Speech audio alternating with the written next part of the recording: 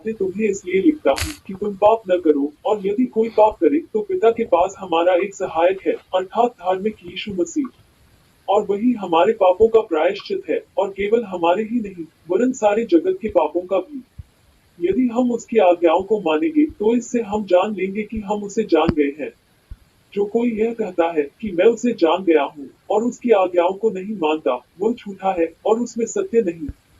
पर जो कोई उसके वचन पर चले, उसमें सचमुच परमेश्वर का प्रेम सिद्ध हुआ है। हमें इसी से मालूम होता है कि हम उसमें हैं।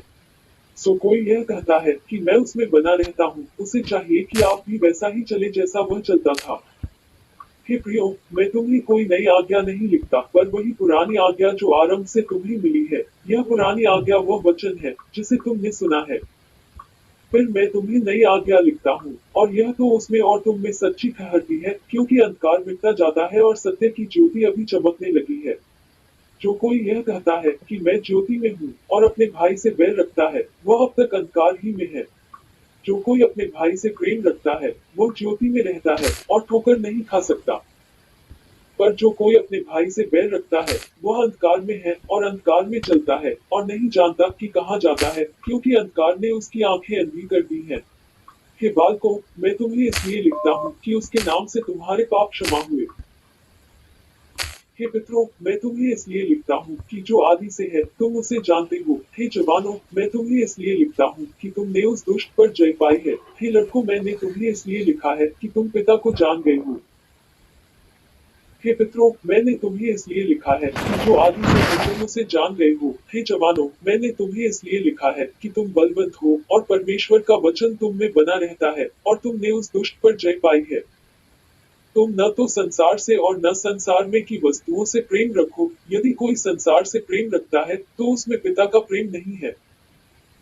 क्योंकि जो कुछ संसार में है, अर्थात शरीर की अभिलाषा और आंखों की अभिलाषा और जीविका का घमंड, वह पिता की ओर से नहीं परंतु संसार ही की ओर से है। और संसार और उसकी अभिलाषाएं दोनों मिटते जाते हैं, पर जो परमेश्वर की इच्छा पर चलता है वह सर्वदा बना रहेगा। हे लड़कों, यह अंतिम समय है, और जैसा तुमने सुना है कि मसीह का विरोधी आने वाला है, उसके अनुसार अब भी बहुत से मसीह के विरोधी उठे हैं। इससे हम जानते हैं कि यह अंतिम समय है। वे निकले तो हम ही में से, पर हम में के थे नहीं, क्योंकि यदि हम में के होते तो हमारे साथ रहते, पर निकल इसलिए गए कि यह प्रकट हो कि वे सब हम में के नहीं है।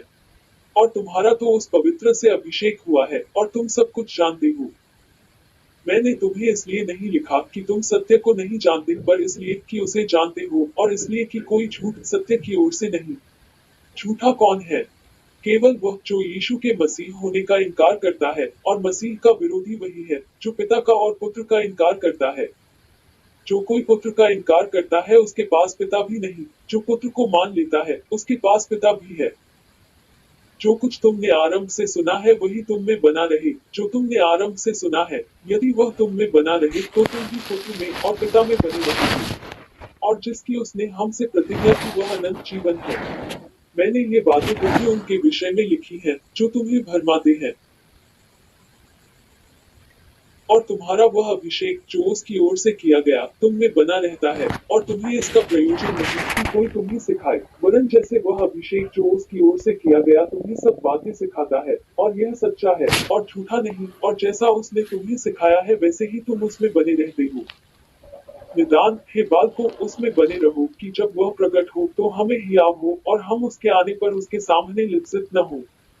यदि तुम जानते हो कि वह धार्मिक है, तो यह भी जानते हो कि जो कोई धर्म का काम करता है वह उससे जन्मा है।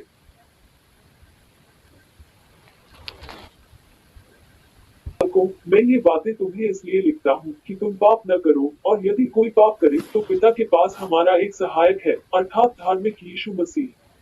और वही हमारे पाप